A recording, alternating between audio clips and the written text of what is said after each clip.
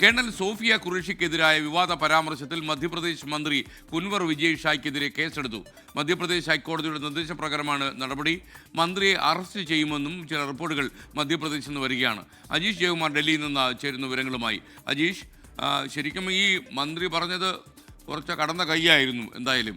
കാരണം അദ്ദേഹത്തിനെതിരെ ജാമ്യമില്ലാ വകുപ്പുള്ള പ്രകാരം കേസെടുത്തു എന്നുള്ള വാർത്തകൾ വരുന്നുണ്ട്. മറ്റു വിശദാംശങ്ങൾ എന്താണ്?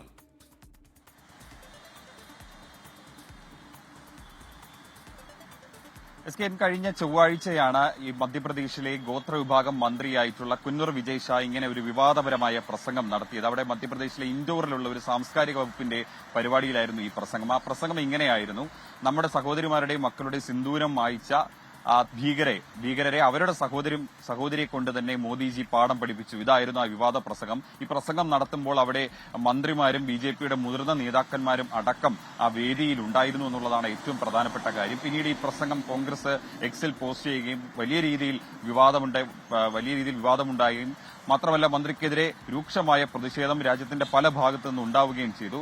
തുടർന്നാണ് മന്ത്രിക്കെതിരെ ഹൈക്കോടതി സ്വമേധയാ കേസെടുത്തത്, പോലീസിനോട് കേസെടുക്കാൻ നിർദ്ദേശിച്ചത്. അങ്ങനെ ഇന്നലെയായിരുന്നു ജബൽപൂർ ഹൈക്കോടതിയുടെ നിർദ്ദേശം വന്നത്. അതിന് പിന്നാലെ ഇപ്പോൾ ജാമ്യമില്ലാ വകുപ്പടക്കം ചുമത്തിയാണ് വിജയ് ഷായ്ക്കെതിരെ കേസെടുത്തിട്ടുള്ളത്. നിലവിൽ മന്ത്രിയെ ഇതുവരെയ്ക്കും മന്ത്രിസഭയിൽ നിന്ന് പുറത്താക്കാൻ ബിജെപി തയ്യാറായിട്ടില്ല. മാത്രമല്ല മന്ത്രിയെ തള്ളിപ്പറയാനും ഇതുവരെയ്ക്കും ഒരു ബിജെപി നേതാക്കൾ തയ്യാറായിട്ടില്ല. പക്ഷേ കേണൽ സോഫിയ ഖുറേഷിയെ പിന്തുണച്ചുകൊണ്ട് ഒരുപാട് ബിജെപി നേതാക്കൾ എക്സിൽ പോസ്റ്റ് ചെയ്യുകയും ചെയ്തിട്ടുണ്ട്.